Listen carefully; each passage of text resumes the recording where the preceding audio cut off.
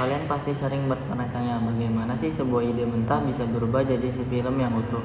Bukan cuma soal syuting tapi juga soal fondasinya, penulisan dan riset. Di video kali ini kita akan membongkar 6 langkah penting dalam proses penulisan dan produksi film, mulai dari format, kertas, sampai visual di layar. Ini adalah bab 2 pembahasan kita. Format penulisan dalam produksi film, kita mulai dari yang paling dasar, yaitu format penulisan film. Kalian gak bisa menulis film seenaknya, ada standar industri yang harus kalian ikuti. Untuk fiksi, kita bicara tentang screenplay dengan format master scene. Untuk dokumenter, kita mungkin pakai format treatment atau shooting script yang lebih fleksibel. Mengapa format ini penting? Karena inilah bahasa universal tim produksi.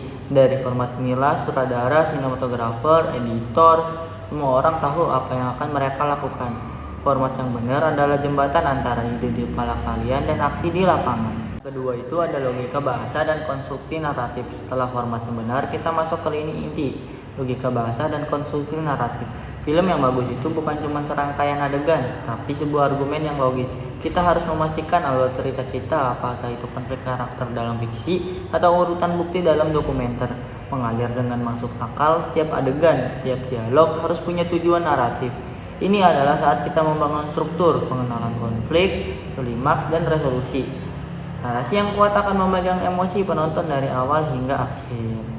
Terus ada juga rasionalisasi data dalam penulisan dan produksi. Lanjut ke riset, rasionalisasi data dalam penulisan dan produksi. Apapun jenis filmnya, riset kalian harus bisa dipertanggungjawabkan. Rasionalisasi data berarti kita harus bisa menjelaskan mengapa data, fakta, atau peristiwa tertentu relevan dengan narasi kita.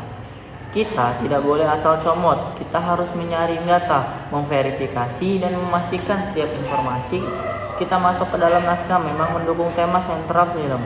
Ini adalah proses membuat riset, kita mempunyai makna dalam film di layar. Terus yang keempat ada wawancara sebagai sumber primer. Salah satu pilar terpenting dalam film dokumenter adalah wawancara sebagai sumber primer. Sumber primer adalah yang paling otentik. Kita mencari kesaksian langsung dari narasumber. Wawancara bukan cuma merekam ucapan, tetapi juga merekam emosi dan perspektif unik. Dalam wawancara kita harus cerdas, bertanya terbuka, mendengarkan, dan tahu cara mendapatkan momen emas yang akan menjadi jiwa film yang kita lihat.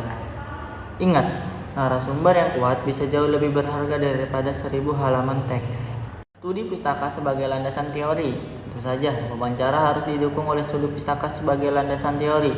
Studi pustaka adalah proses kita mengumpulkan dan menganalisis buku, jurnal, film, atau laporan resmi. Ini memberi kita konteks latar belakang historis dan kerangka teori untuk memperkuat argumen film.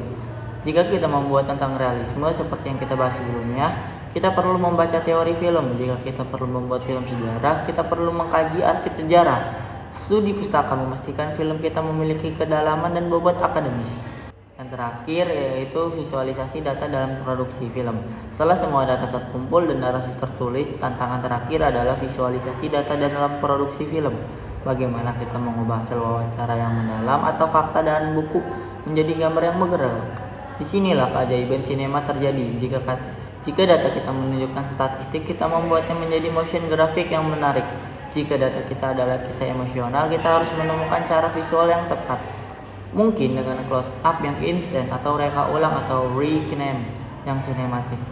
Visualisasi yang efektif adalah kunci agar penonton tidak hanya mendengar fakta, tapi juga merasakan sebuah kebenaran. Jadi teman-teman, kesimpulannya adalah kalau action jadi membuat film adalah proses yang berlapis dari format tulisan yang kaku, logika cerita yang ketat, riset yang mendalam, sampai akhirnya menjadi visual yang memukau.